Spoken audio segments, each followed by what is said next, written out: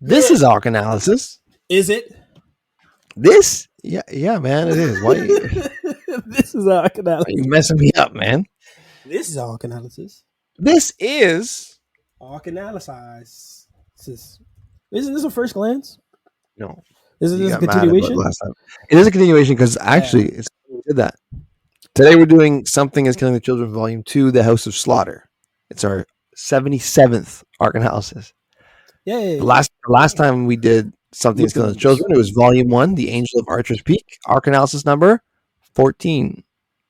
So is that the number that we only doing it every 4 years? It's almost, wasn't that crazy? Every 63rd. 63, yeah. What will be the next one? 76th. 140? Next one will be 140. So if you want to hear that. I kind of want to wait every 63rd. We're like, all right, let's go back to this gem and finish it off. Yeah, November 2020 was the last time we dropped this. Isn't that crazy? What? Early. We babies. We pups. I'm kind of glad we did because this book is fucking creepy. Anyway. Yeah, it's published by Boom. Published by Boom Studios, written by James Tynion IV, and drawn by Werther Dell'Edera. Okay, and you're right. This book is. Did you? It's still unsettling. I had to go back to read the last issue from the last arc to be like. I read that after the fact, just to bookend all the characters that I forgot. It's still unsettling. It still looks kind of off, but the premise is so creepy and well done that the first few issues you're still playing catch up, but the last 3 are just like, oh man, like wild, yeah. Where are we going here? And you're kind of glued. Yeah, because this is issue 6 to 10, right? I didn't write that down. 6 to 10, and they're shorter issues. They're like 17 pages only. And you're playing catch up because it's all fallout from what happened with these kids in the first arc. Yeah, it's hard to read this on its own if you've never read Volume 1. Like some books, you can kind of jump in anywhere, but this one, you really should read Volume 1 before reading. Happening. Yeah, because it picks you up right like moments after what happened in Volume 1. And the fact that this run goes for like 37 issues, they clearly are pacing out a story and they have something to talk about, which is you kind of get that peppered in the background, like anything that's not happening in the present day in that forest with that town, and they go to kind of the shadow people. That's something that seems like a long House of Slaughter, Slaughterhouse. Yow. Don't bring back Mad Memories. That was my group. Stop the tickets. It seems like there's something that they're slowly progressing for a longer story, which is amazing, right? Because your focus goes to what's happening currently in this time, and there's a panic and a danger settling in because there's only so much time for what's unfolding. But all the stuff that you don't understand, they're slowly pacing you out that it'll reward you if you keep reading. So that's and there's a spin-off too, right? Like this one goes, like you said, 37 issues. I've only read up to this point. I don't think I read any further than this. Maybe a bit of Volume 3, but back when it was brand new. But there's a spin-off to it called The House of Slaughter, and I think that's actually still going on. I could be wrong though. It's worth googling it, but I didn't do that in prep for this because we're not talking about House of Slaughter. We're talking about this. We're talking about Something is Killing the Children, and Volume 2, The House of Slaughter. I'd rather finish this before I jump to. Absolutely. Because I feel like the way that they write this, they want to keep you engaged with what's currently happening as opposed to have you jumping around, right? Again, like you're saying, this is not a book where you can just jump in at any point and be like, I'll pick it up. No. You kind of got to know everybody and what they're doing and why they're doing it. And the more you find out, the more you don't like about a lot of these people. Yeah. Yeah, like we said, it picks up after Volume 1 with Erica Slaughter. She's the one with the creepy eyes. And Tommy. Creepy eye. We never get to see the second eye. That's right. It's always covered by the blonde bangs. She's got the Aaliyah look from that's right. 90s. And Tommy trying to pick up the pieces of the mother monster they killed last issue.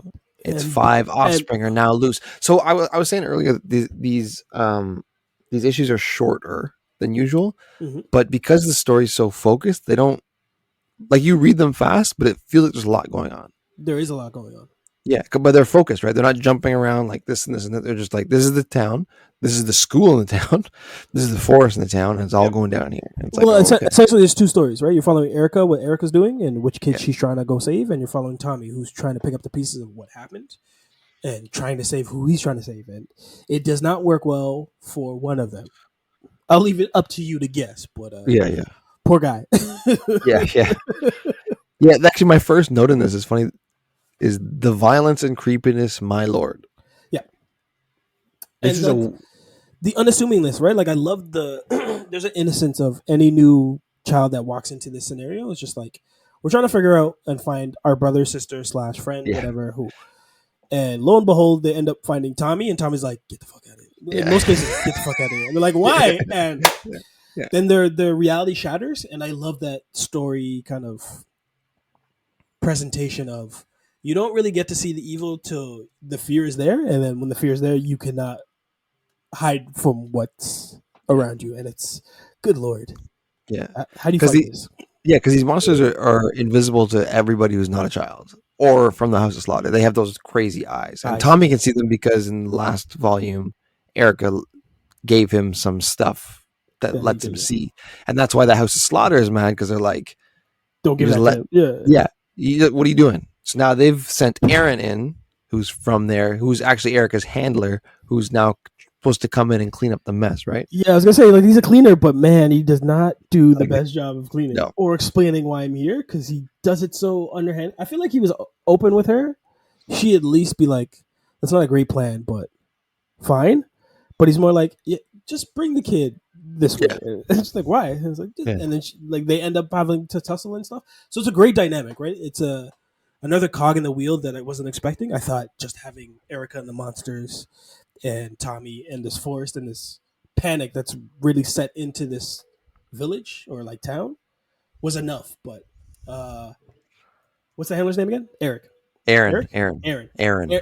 Aaron has another gives you another connection to the slaughterhouse, the House of Slaughter, and what potentially is controlling or the mythos behind what's really going on with these kids. I like how I do like how they drip feed you like the details. We Yeah. don't know. We don't like you don't for right away know why Erica's eyes are so weird. Then you kind of learn out. You don't really know why the House of Slaughter wears those bandanas, like over their faces, their handkerchiefs with the mouths. You don't really know why only kids can see these monsters. You don't really know where these monsters are coming from. You don't really know the rules of the monsters, different kinds, right? So You don't really know that the mother had kids and now yeah, there's a brood, so yeah, it's like a slightly worse situation than you were. It's arc one is alien and then arc two is aliens. yeah, yeah, yeah. That's true. That's very well said because it's much more the violence is a little more open. Like the brood, like the baby monsters, I guess don't have the caniness that their mother did, so they're just Correct. kind of like out to get whatever and And like hungry. And yeah, because everybody's sloppy, Aaron and Erica, and with the, I guess you have to give some sort of food to the kids, or I guess what's the word? Not salvation, sacrifice. nutrition. Yeah, okay. Well, you're giving like You're saying I thought you were gonna say nourishment. You're like sacrifice. It's like yeah, okay, fair enough. like there seems to be there's some sort of like slaughtering of a goat and like ceremony to what these monsters get to eat. And because these monsters only got a taste of what they all were supposed to get, like there's five of them, and not all five of them got fed. Yeah, Their bloodlust made a bad situation worse very fast. yeah, Because by like book 9, you're like, oh shit, like they left the forest. yeah, yeah, yeah. They're at the forest. And, yeah, And and that there's a one bunch scene, of dead kids. with the girl, yeah, the one scene with the little girl. Sorry, it's like issue 10 or whatever, and she looks Oh up, yeah, yeah, and you don't get to see the monster; you just see through her perspective, and they show a back panel of her looking up into like negative space, but you see her pants are wet, and they're like, oh no, and then yeah, it cuts to like the violence, and you're like, oh no, like yeah. they ramp up the tenseness really Yeah. well It is in this tense. one. It's yeah. I was gonna say it's very very tense. This book, like the way it's paced is so well done. Where it starts out a little bit slow, not in a bad way, but a little bit slow. They're kind of setting the pieces, and then like you said, when the monsters get out, it's like, oh wow, these things are ramping up. They Yeah, don't care. They do not care, and it's like they just want to kill kids. and amazingly, and it's really well subtle. In this book could easily been over. What's the word? Like when they overly exposition, and it could have given you Oh like yeah. Oh yeah. heavy dialogue, and they choose not to. It's more Yeah. like you're also one of the kids, and you're kind of picking up the pieces as they Yeah. find out. That by the time you understand things, it's already kind of too late, which is Yeah. an amazing work of writing and just a level of I don't have to throw that knockout punch, right? Because this easily could have been, they give us a title page and just give us all the information, and then the first four panels are just like Erica's talking to the House of Slaughter and Aaron, and they like, okay, then this is like this, and this is this ceremony and this sacrifice. They don't do that. It's more like we're all playing catch up, and the individual conversations between each child and Erica, and her slowly being like, "What do you remember?" And like she kind of has to like coddle them and like babysit them, but like poke them for information to see how far gone they are with like, can you see these guys? Because if you can see these guys, we're in deeper trouble. Yeah, and she's not much of a talker herself, Erica, but at the same time, she doesn't really have the luxury of explaining everything in detail because these things, like you said, like these monsters are hungrier by the second and they move fast and they don't have any kind of borders or restrictions. Their mother, who was their source of food, is now gone. So they're just like, all right. Source of food and learning. Looks like it's up to me. So it's like if you took away the mother wolf or like the mother lioness and just gave the cubs or the wolf pack a taste of meat. And they're like, all right, well, we like this. Let's go get more. Like, we don't know where to go. Let's just go. Like, it's us. All right. So, and then there just happens to be this chase, this hunt. It's amazing. Yeah. There just happens to be a school full of like some dead kids and some live kids and just families right next to the forest. Like, it's a recipe for disaster. And it's like, oh my, it's going to happen. But you don't know how it's going to happen, and it's really, really fun and terrifying to read. I called it in my notes a car crash of an atmosphere, where it's like this atmosphere is so tense and freaky, but you gotta look. It's like, oh man, what is going to happen? And in any other book, I'd complain about how inept the police department is, but it makes sense in how shocking what they have to deal with is, to the point that like there's two of them like cracking beers before they have to go like tell the public like there's just a whole bunch of dead bodies of kids that we have to explain. Like, we don't know how it happened, but like we're here now, and it's not that they're inept. It's just so over their pay grade that they don't even understand what's happening, which is amazing. It fits in this world that they can't do their job. I was gonna say like the cops, just to piggyback on what you're saying, the cops in this and the enforcement agencies and stuff are very human. Where it's like you get the sheriff and his brother is the coroner, and they're just like, well, they can talk to each other in a way that normally, like, you can talk to your brother like you can talk to, you don't really have to be professional. And like you said, one's drinking beer. It's kind of like, what are you doing? Like, what is it? Like, I don't know, like a bear? I don't know. Yeah. It's like, there's like a throwaway line of like, I had to match a jaw with one of these kids' mouths. Like, yeah, by just like, by slotting it on. Yeah, it's. Like that's my last note in this is the humor is very low key. Yes. Like there are some funny lines and deliveries in this. Like Erica is really funny. I wouldn't say really funny. No, in certain ways though, right? She's like the way she talks, kind of like, okay, like she's got that dry sarcasm where she's just like, I just want to do my job here. There's a desperation that you laugh at. That like everyone's like, what the fuck do we do here? And it's like that's when I would laugh, because like, what do we do here? Like you're not in a bad place to say kind of shit like that, because you really have no idea what's happening, let alone how to prevent or tell the growing public, like, hey, all your kids have been slaughtered, and we think it's Tommy. Well, he's a person of interest, so we're not really sure. yeah. And then they find out we also think it's a giant bear, like so. Right, and then there's this weird girl that we've never seen go running around saying like, no, it's something worse. How does a town wrap around what's happening, let alone pull everybody into some country? Like, it's a city without control, and everyone that should have control has no idea how to get it, and the people that do have control are just like, I don't want it, but like, I gotta go slaughter a whole bunch of aliens. yeah, basically. Oops, yeah, like. And then it just like volume 1, it ends on a cliffhanger too, because it's like, okay, so you really are going to just make us read every issue, aren't you? Like, I'm surprised we waited this long to read the second one, but I mean, there's a lot of comic books in the world, so. Well, we have to wait another 100 and something to read. A number 140, I think, if my math's right. 63 issues.